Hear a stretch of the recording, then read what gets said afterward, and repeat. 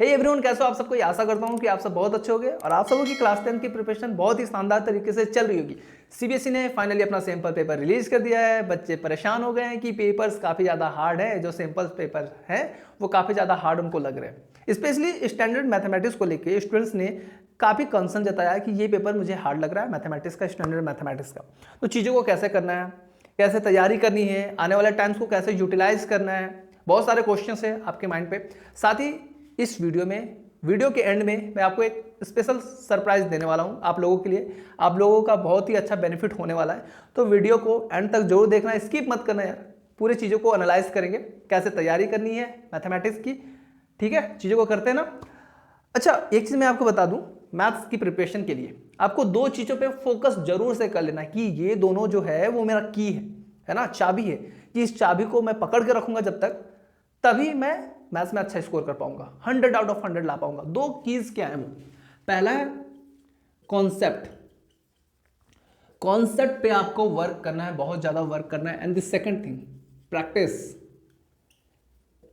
Concept पे और practice पे आपको बहुत अच्छे तरीके से वर्क करना है, क्योंकि अब जो सैंपल पेपर रिलीज किया गया है इसमें सिंपल सा खेल है। जिन्होंने कॉन्सेप्ट अच्छा से कर रखा है, जिन्होंने प्रैक्टिस अच्छे तरीके से कर रखी है, उनके लिए चीज़ें ड्यूरेबल है, वे इजीली चीज़ों को कर सकते हैं, 100 आउट ऑफ 100 इजीली ला सकते हैं। लेकिन इनमें भी कुछ बारीकियाँ हैं, उन बारीकियों को डिस्कस करूंगा। लेकिन मैं आपको एक चीज़ बता दूं कि ये दो चीज़ें जो है ना मैथमेटिक्स में, कॉन्सेप्ट्स एंड प्रैक्टिस। तो जैसे मैं आपको एक चीज़ बताता हूँ ना, आप 11 से लेकर 12 तक अगर आप 10th के बाद मैथमेटिक्स चूज करते हो, तो हम लोग यहाँ क्या कर रहे होते हैं ना कि मैथ्स के लिए टूल्स तैयार कर रहे होते हैं, वेपन इकट्ठा कर रहे होते हैं ना। हम लोग वेपन इकट्ठा करते हैं बड़ी लड़ाई लड़ने के लिए। जैसे आप ग्रेजुएशन करने जाते हो है ना 12th के बाद, या फिर आप इंजीनियरिंग की डिग्री लेने जाते हो, तो आपको यही सारे टूल्स काम आने लगते हैं। जो आपने 11 से लेकर 12 तक जो टूल्स फॉर्म किए हैं, जो टूल्स आपने सीखे हैं, वही टूल्स आपको काम आएंगे ग्रेजुएशन में। और इंजीनियरिंग की डिग्री अगर आप लेते हो तो ये सारे टूल्स आपको काम आएंगे। अच्छा, जैसे आप ग्रेजुएशन में जाते हो, इंजीनियरिंग करते हो, तो ये चीज़ आप स्किप कर सकते हो, करना नहीं चाहिए। प्रैक्टिस को स्किप नहीं करना चाहिए, स्पेशली मैथमेटिक्स में, लेकिन आप स्किप कर सकते हो। अब मैं जेन्युइन सा बात बताऊं तो जब मैं ग्रेजुएशन कर रहा था तो मैंने इस प्रैक्टिस को स्किप कर दिया था, क्योंकि चीज़ें कॉन्सेप्ट के बलबूते मुझसे हो जा रही थी, है ना। प्रैक्टिस क्या करता है, प्रैक्टिस अगर आप कर दो तो लॉन्ग टर्म पे आपको काफ़ी ज़्यादा फायदा होता है, चीज़ें याद रहती है। प्रैक्टिस अगर आप कम करते हो तो आपको चीज़ें उतनी याद नहीं रहती, फॉर्मूलाज वगैरह आप भूल जाते हो। तो प्रैक्टिस छोड़ना नहीं चाहिए, लेकिन हाँ बाद में इसका जरूरत बहुत कम पड़ता है। कॉन्सेप्ट पे आपको ज़्यादा वर्क करना पड़ता है, क्योंकि आपने इतना नॉलेज इकट्ठा कर लिया होता है अपने प्रीवियस क्लास में। जो बेसिक्स टूल्स है आपने पकड़ लिए होते हैं, तो बस उस टूल्स का इम्प्लीमेशन कैसे करना है, उस टूल का यूज़ कैसे करना है, बस वही बचा रह जाता है। अच्छा चलो, अब स्टैंडर्ड मैथमेटिक्स वालों को तो दिक्कत आ रही है, क्या बेसिक्स वालों को भी दिक्कत आ रही है? तो मेरी अभी तक कोई ऐसे स्टूडेंट से बात नहीं हुई। तो अगर आप लोग हो, देख रहे हो वीडियो, बेसिक्स के स्टूडेंट्स हो, बेसिक मैथमेटिक्स के, तो एक बार कमेंट में मुझे जरूर बता देना कि हाँ प्रॉब्लम है। मुझे नहीं लगा कि बेसिक्स का जो आपका सैम्पल पेपर है वो हार्ड मुझे उतना नहीं लगा। अच्छा, अगर क्वेश्चन की बात करें तो सारे कॉन्सेप्ट के बेसिस पे आ रहे हैं। मैं एक एग्जाम्पल बताता हूँ, एलसीएम और एचसीएफ। यहाँ पे क्वेश्चन आपको देखने को मिला ना 1 मार्क्स में, सैम्पल पेपर में काफ़ी ईजी क्वेश्चन थे। अगर आपने कॉन्सेप्ट अच्छा किया है तो आप चीज़ें इजीली कर सकते हो, कोई टफ वाला क्वेश्चन नहीं है।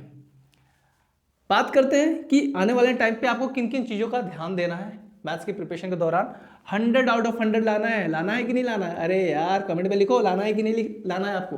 100 आउट ऑफ 100 लाना है आपको, 1 मार्क्स भी मिस नहीं करना है। आते हैं 100 आउट ऑफ 100 आते हैं। अब ऐसा मत बोलना कि 100 तो आता ही नहीं, किसी का आता है। मैथ्स में मार्क्स नहीं करते हैं, पता है ना आपको, साइंस में भी नहीं करते। अगर मैथ्स में तो आपका स्टेप मार्किंग भी होता है, अगर आपने एक भी गलती नहीं की है ना तो आपके मार्क्स नहीं कटेंगे। लेकिन अगर आपने 3 को 2 भी कहीं लिख दिया है ना, तो ज़्यादा चांसेस है कि आपके मार्क्स कट सकते हैं। तो इस चीज़ का ज़रा सा ध्यान देना। बात करते हैं किन किन पॉइंट्स का आपको ध्यान देना है अपने प्रिपरेशन के दौरान। आने वाले जो टाइम बचा हुआ है आपको बोर्ड के एग्जाम में, 15 फरवरी से आपका एग्जाम स्टार्ट होने वाला ना, अभी डेट शीट नहीं आई है, लेकिन हाँ वही टाइम को हम लोग मान के चलते हैं कि उसी डेट से आपका स्टार्ट होगा। तो आपको किस वे में तैयारी करनी है मैथमेटिक्स की, उसके बारे में डिस्कस करते हैं। पहला अगर मैं बात करूं, एनसीईआरटी। एनसीईआरटी आपका क्रश होना चाहिए, फर्स्ट लव होना चाहिए ना, सीने से लगा के रख लो। ब्रेकअप नहीं करना है जब तक बोर्ड के एग्जाम नहीं हो जाते तब तक, क्योंकि आपको सक्सेस दिलाएगा यही जो बेसिक फंडा है वो एनसीईआरटी में ही है। बाकी आपको तो प्रैक्टिस अलग से करना है, वो अलग बात है। सेकंड थिंग मैंने नोटिस किया है ना, बहुत सारे स्टूडेंट्स में नोटिस किया है, वे क्वेश्चंस तो बनाते हैं एनसीईआरटी की एक्सरसाइज के क्वेश्चन, वो डील तो करते हैं लेकिन उसके एग्जाम्पल्स के क्वेश्चन डील नहीं करते, उनको समझने की कोशिश भी नहीं करते, क्योंकि एग्जाम्पल आप देखोगे एनसीईआरटी में एग्जाम्पल्स कुछ खिचड़ी टाइप में बने हुए रहते हैं ना, कई सारी चीज़ें वर्ड्स में लिखे रहते हैं, इसलिए बच्चे उसको इग्नोर करने की कोशिश करते हैं। लेकिन आपको एग्जाम्पल्स को इग्नोर बिल्कुल से भी नहीं करना है। सेकंड क्या हो गया, एग्जाम्पल्स, है ना, एग्जाम्पल्स को आपको इग्नोर नहीं करना है। थर्ड तो आपका एक्सरसाइज को तो बनाना ही है, एक्सरसाइज को तो आपको बनाना ही है। फोर्थ में अगर मैं बात करूँ तो थ्योरम को आप ज़्यादा ध्यान दो, है ना। हिंदी में क्या बोलते हैं थ्योरम को, हम लोग तो हिंदी से पढ़ के निकले हैं भाई, है ना, हिंदी में बोलते हैं प्रमेय। तो थ्योरम पे आपको फोकस करना है, आपको थ्योरम को प्रूव करने सीखना है। आपके बुक्स में दिए हुए हैं थ्योरम कैसे प्रूफ होते हैं। आप थ्योरम्स के प्रूफ को समझ जाओगे ना, तो अगर कोई नया क्वेश्चन भी आ जाएगा जो इस थ्योरम से रिलेटेड रहेगा तो आप इजीली डील कर सकते हो, आप कोशिश कर सकते हो और आपसे बनेंगे वो क्वेश्चन। अगर आपने थ्योरम को अच्छे तरीके से समझा है तो थ्योरम पे थोड़ा कंसंट्रेट रहो, है ना, और इसको समझने की कोशिश करो। फिफ्थ मैं बात करूँ आपको, देखो ये सारी चारों चीज़ें तो बेसिक चीज़ें हैं, है ना, इसको आपको करना ही है। आपको कम से कम 2 टाइम्स यार क्वेश्चन को पढ़ो। आप लोग एक बार में क्वेश्चन पढ़ते हो, उसके बाद मुझे पता है आप लोग बहुत ज़्यादा इंटेलिजेंट हो, एक बार क्वेश्चन पढ़ दो और धड़ाके से बनाने स्टार्ट कर देते हो। लेकिन अभी आपका एग्जाम नहीं हो रहा है, एग्जाम फरवरी में है, अभी जो आप प्रिपरेशन कर रहे हो इस समय कम से कम 2 बार क्वेश्चन को पढ़ो, किसी भी क्वेश्चन को 2 बार पढ़ो। आपको उसका जो हर एक चीज़ों को तोड़ तोड़ के पढ़ो, क्वेश्चन है वर्ड के फॉर्म में अगर क्वेश्चन तो क्वेश्चन को तोड़ तोड़ के पढ़ो, ताकि आपको समझ में आ जाए कि क्वेश्चन में क्या क्या चीज़ें, क्या क्या बारीकियां हैं। जब आप ऐसे पढ़ोगे ना, 2 टाइम्स आपको पढ़ना है, जब आप ऐसे पढ़ोगे तब आपको समझ में आएगा। कोई भी नया क्वेश्चन आएगा फिर तो आपको समझ में आएगा, अच्छा इस क्वेश्चन को ऐसे डील करना है ना, समझ रहे हो बात। तो कम से कम 2 टाइम्स पढ़ो। अभी तो पढ़ सकते हो ना, एग्जाम में आपको पढ़ने का टाइम मिलेगा नहीं, लेकिन हाँ अभी पढ़ो, क्योंकि आपको पता है कि अभी कॉम्पिटेंसी बेस्ड क्वेश्चन भी आने वाले हैं, तो आपके कॉन्सेप्ट बेसिक से क्लियर होने चाहिए और कुछ डिफरेंट क्वेश्चन भी देखने को आपको मिलेंगे जो बुक्स में नहीं है।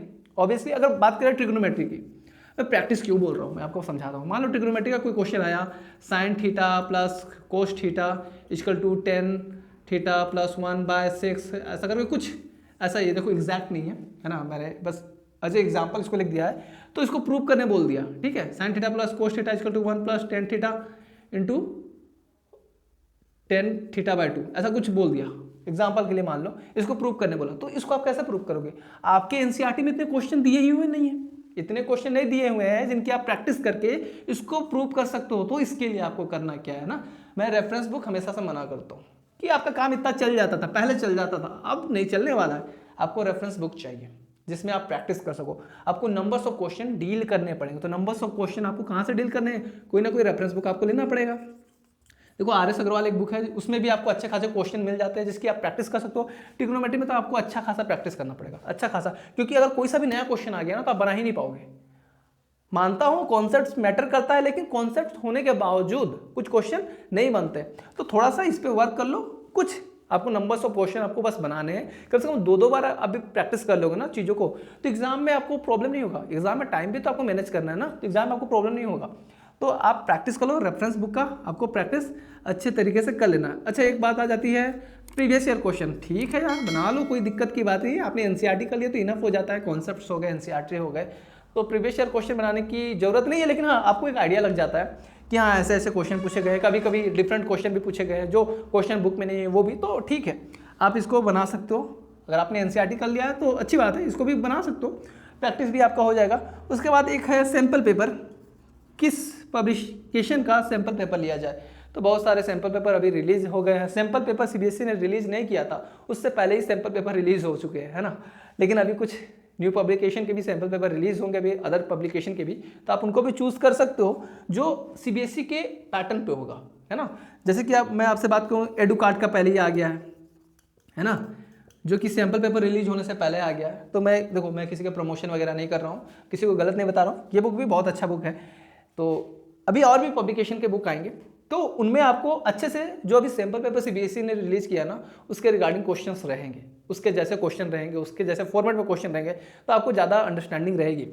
आप इसका ले सकते हो, एक ओसवाल का है, इसका भी ले सकते हो, और भी बहुत सारे बुक्स आते हैं मार्केट में अवेलेबल है, और सब बुक लगभग एक जैसे ही रहते हैं, सब में अच्छी चीज़ें ही दी रहती है। तो आप अपने हिसाब से बुक को अगर बोलोगे तो मैं एक वेल एनालिसिस करके कौन सा बुक आपको लेना चाहिए आपको बता दूंगा, ठीक है। तो आप ये सारी चीज़ें कर सकते हो, इन सब चीज़ों पे ज़रा ध्यान दो यार, प्रैक्टिस अच्छे से करो, कॉन्सेप्ट क्लियर रखो, बाकी चीज़ें हो जाएंगी, ड्यूरेबल है, कर सकते हो। हार्ड चीज़ें इतनी भी बुरी नहीं होती कि उनको किया ना जा सके, इतना भी हार्ड नहीं होता कि वो किया नहीं जा सकता, है ना। क्वेश्चन स्पेशली मैथमेटिक्स, मैथमेटिक्स सबसे ईजी सब्जेक्ट है। अगर आप डिपेंड करता है कि आप उसको ईजी बनाते हो या हार्ड बनाते हो, ऑल डिपेंड्स ऑन यू, आप उसको कैसे ट्रीट करते हो, है ना। प्यार से ट्रीट करोगे तो अच्छा हो जाएगा। ये सारी चीज़ें थी। और मैं लास्ट में आपको जो सरप्राइज़ है वो बता देता हूँ। तो सरप्राइज़ ये है कि आप लोगों का काफ़ी कंसर्न रहा है अपने स्टैंडर्ड मैथमेटिक्स को लेके, तो मैंने भी सोचा चलो मैं अपनी तरफ से हेल्प कर देता हूँ आप लोगों की। तो ऐसा है कि मैं कुछ क्वेश्चंस, सिंपल क्वेश्चंस आपको कराऊंगा मैथमेटिक्स की, स्टैंडर्ड मैथमेटिक्स की। अगर बेसिक वालों को भी दिक्कत आ रही है तो कमेंट में मुझे बता देना, मैं उनके लिए भी सैम्पल क्वेश्चन ले आऊँगा। मैथमेटिक्स की सैम्पल क्वेश्चन मैं आपको एक्सप्लेन करके, स्पेशली पूरा एक्सप्लेन करके अच्छे से डिटेल्स में उसके सॉल्यूशन बना के, क्वेश्चन का एक्सप्लेनेशन करके अच्छे तरीके से आपको बताऊँगा और समझाने की कोशिश करूँगा।